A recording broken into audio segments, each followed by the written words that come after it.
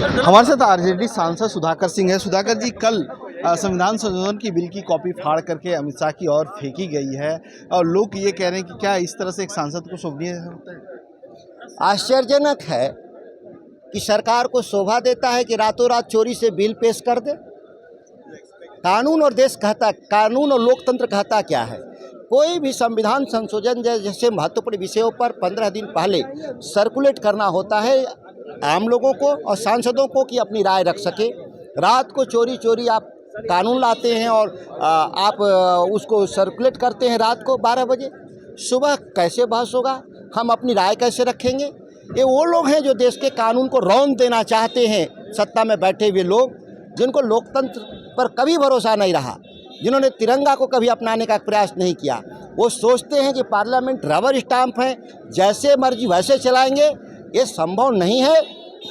फाड़ कर फेंका, बहुत अच्छा किया लोगों ने, मुंह पर नहीं फेंकना चाहिए था।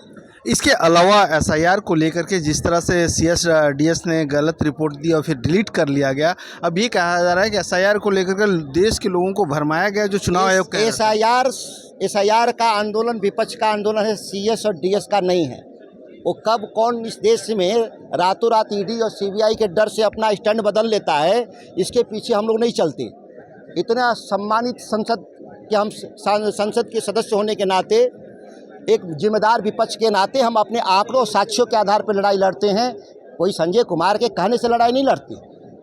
ये लड़ाई हमारी वास्तविक लड़ाई है और हम तथ्यों और साक्ष्यों के साथ आगे बढ़ रहे हैं और इसका भारी जन समर्थन है बिहार में और देश स्तर पे।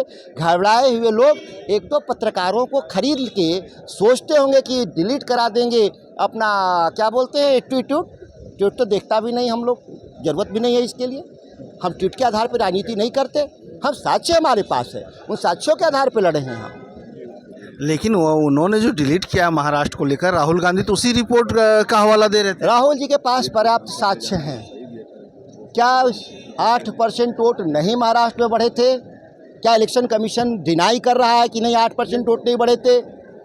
एसओपी है कि हर साल केवल 2% ही वोट देश में बढ़ सकते हैं क्योंकि आबादी इसी दर से बढ़ रही है।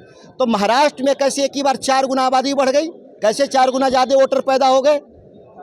सीएसडीएस, मैंने कहा कि ये पता नहीं कौन लोग हैं, इनके बारे में हम नहीं जानते। हम इनके आधार पर लड़ाई नहीं लड़ते, राहुल गांधी जी भी नहीं लड़ाई लड़ते। हमारे पास आंकड़े और साक्ष्य हैं, उसके आधार पर लड़ाई लड़ रहे हैं। धन्यवाद। मनोहर केसरी, इंडिया न्यूज़ दिल्ली।